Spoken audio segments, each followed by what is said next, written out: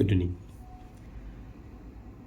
Money एक tool है, सिर्फ टूल है और कुछ भी नहीं है, जिससे आप आज़ादी, सुरक्षा और बेहतर चॉइस खरीद सकते हैं। बस इससे ज़्यादा मनी कुछ नहीं है।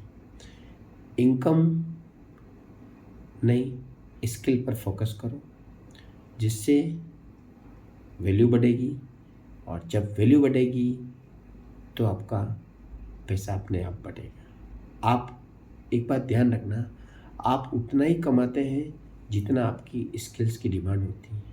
आप अपने आप से ये पूछो कि आपकी ऐसी कौन सी स्किल्स है या ऐसा कौन सा एक अनोखा तरीका है आपका जो मार्केट में बिक सकता है और वो किसी के पास में नहीं है।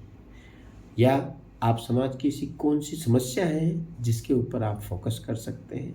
खूब सारी समस्याएं होती है समाज में, जिससे मानव जीवन का लाइफ थोड़ी सिंपल हो जाए, सहज हो जाए।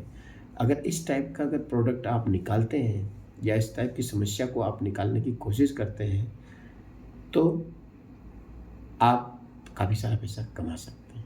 क्यों? कि आप किसी की मदद कर रहे हैं। आप किसी की मदद करोगे तो प्रकृति आपको उससे कई गुना आपको देगी। दूसरा, मैं इतना ही कमा सकता हूँ, ये बिलीव आपको तोड़ना पड़ेगा। आप खूब पैसा कमा सकते हैं।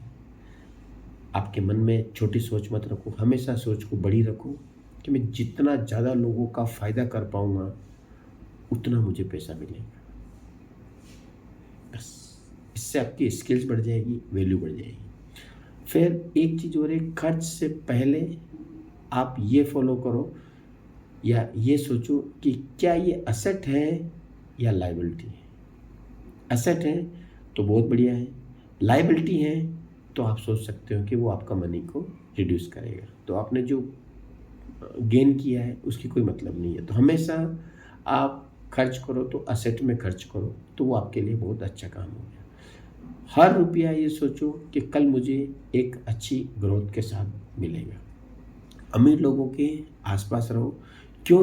कि एनवायरनमेंट ही आपकी सबसे बड़ी इनकम डिसाइड करता है। अगर आपका एनवायरनमेंट लो है तो आपकी इनकम भी सेम वैसी होगी। इसलिए पैसों के पीछे नहीं, वैल्यू के पीछे भागो। क्या बोला? पैसों के पीछे नहीं, वैल्यू के पीछे भागो।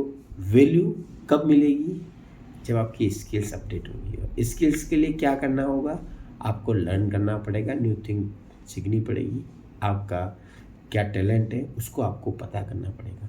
इसीलिए गरीबी पैसों की कमी से नहीं आती है, सोच की कमी से आती है।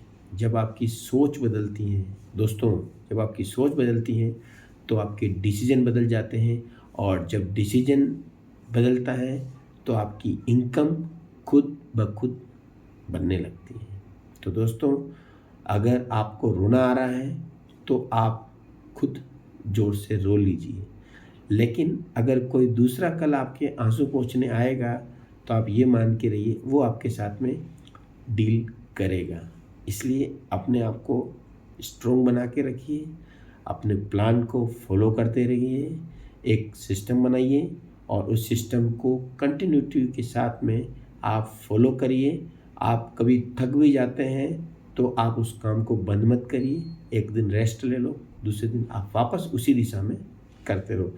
अगर आप कंटिन्यूटी रखते हैं तो आप ये मान के चलो कि आपकी सक्सेस तय है। Thank you, have a nice day.